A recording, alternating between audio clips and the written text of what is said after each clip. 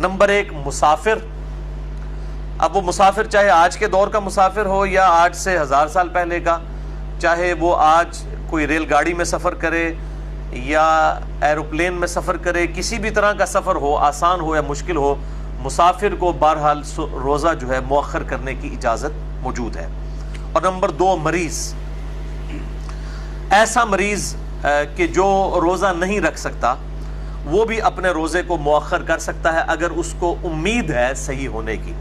اور اگر کوئی پرماننٹلی بیمار ہے، یہ بہت بوڑھا ہے، تو پھر وہ روزے کی جگہ فدیہ دے لے گا اور وہ اس کے لیے کفایت کر جائے گا انشاءاللہ تعالی. اسی مریض ہی کی ایکسٹینشن کے طور پر جامعہ ترمذی، سنن ابی داؤد، سنن نسائی اور سنن ابن ماجہ میں صحیح سند کے ساتھ یہ حدیث موجود ہے، اور مشکات میں اس کا انٹرنیشنل نمبر ہے 2025، کہ آپ صلی اللہ علیہ وآلہ وسلم نے فرمایا کہ اللہ تعالی نے مسافر سے نصف نماز ساقط فرما دی ہے، یعنی نماز قصر کر سکتا ہے مسافر.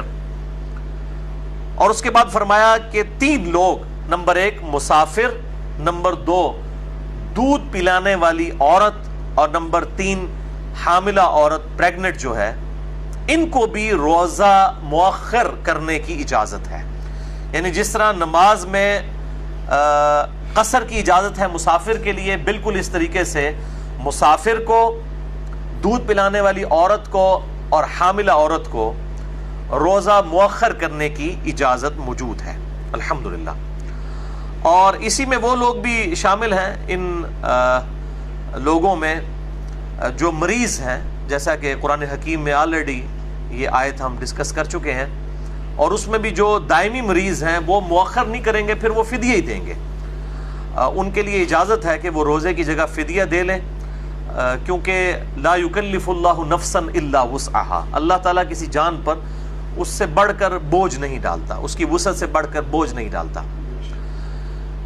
اسی طرح اگر کوئی جوان بھی ہے اور کسی ایسے مرض میں مبتلا ہے کہ اس کے لیے روزہ رکھنا امپاسبل ہے، شوگر کا مریض ہے کوئی، اس اعتبار سے بڑی سخت قسم کی شوگر ہے کسی کو، تو اس کے لیے بھی اجازت ہے کہ وہ روزے کی جگہ فدیہ دے سکتا ہے.